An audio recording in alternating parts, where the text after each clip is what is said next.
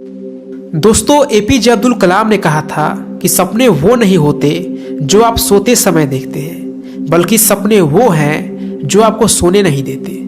कलाम साहब के इस कोट से यही मतलब है कि अगर हमने अपनी जिंदगी में कुछ बनने या हासिल करने का असली सपना देखा है तो हम अपने सपने को कुछ इस कदर से पूरा करने में जुट जाए जिससे हमारी आंखों से रातों की नींद उड़ जाए।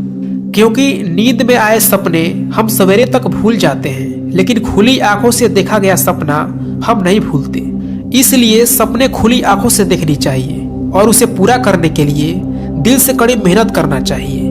हम सब ये जानते हैं कि जब कलाम साहब छोटे थे तो बचपन से ही उनका सपना एक पायलट बनने का था, लेकिन घर में इतनी गरीबी थी जिसके चलते उनको साइकिल पर अखबार बेचना पड़ा।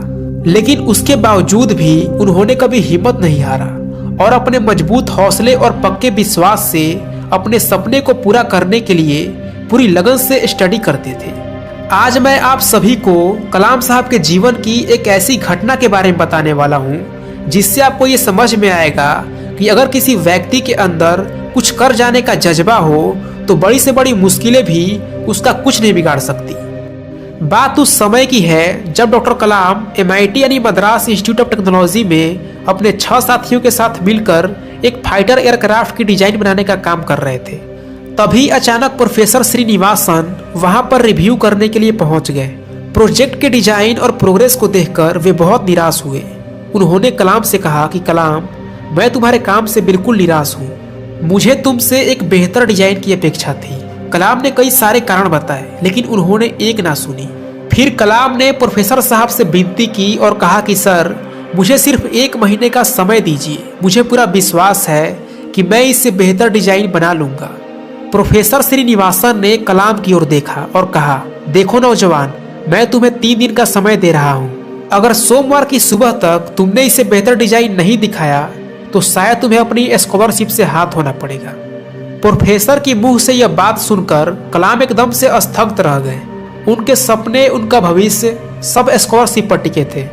परिवार के सदस्यों का चेहरा एक एक करके उनके जहन में आने लगा। उन सब ने कितने विश्वास, उम्मीद और आशा के साथ उन्हें यहाँ पढ़ने के लिए भेजा था। कलाम हिम्मत के साथ डटकर अपने कामों में जुट गए।